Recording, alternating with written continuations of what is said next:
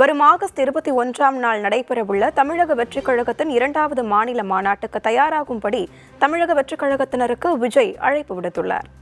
தமிழக வெற்றிக் கழக தலைவர் விஜய் வெளியிட்டுள்ள அறிக்கையில், நம்முடைய அரசியல் பயணத்தில் அடுத்தடுத்த கட்டங்களை தாண்டி வருவதாகவும், இடையில் எத்தனை சவால்கள், நெருக்கடிகள் வந்தாலும் அனைத்தையும் மக்களின் ஆதரவு சக்தியாலும் கடவுளின் அருளாலும் கடந்து வருவதாகவும் தெரிவித்துள்ளார். வரும் 2026 சட்டப்பேரவை தேர்தலுக்கு நாம் முழு வீச்சில் தயாராகி வரும் இந்த சூழலில் தமிழக வெற்றிக் கழகத்தின் 2வது மாநில மாநாடு ஆகஸ்ட் 21ஆம் நாள் வியாழக்கிழமை மதுரை பாரபத்தியில் நடைபெற உள்ளதாக கூறியுள்ள விஜய், முத்தமிழையும் சங்கம் வைத்து வளர்த்த மதுரையில் நமது கொள்கை எதிரியையும் அரசியல் எதிரியையும் சமரசமே இல்லாமல் எதிர்த்து நின்று ஜனநாயக போரில் அவர்களை வென்று தமிழ்நாட்டு மக்களுக்கான நல்லாட்சியை நிறுவுவதே நமது குறிக்கோள் என்னும் நிலைப்பாட்டை உறுதி செய்வதுதான் இந்த மாநாடு என தெரிவித்துள்ளார். அதனால்தான் வைகை மண்ணில் நடைபெறும் இந்த மாநாடு வாகை சூடும் வரலாறு திரும்புகிறது, வெற்றி பேரணியில் தமிழ்நாடு என்னும் தேர்தல் அரசியல் மையக்கருத்தை முன்வைத்து நடைபெற இருப்பதை பகிர்வதில் மகிழ்ச்சி அடைவதாக கூறியுள்ள விஜய்,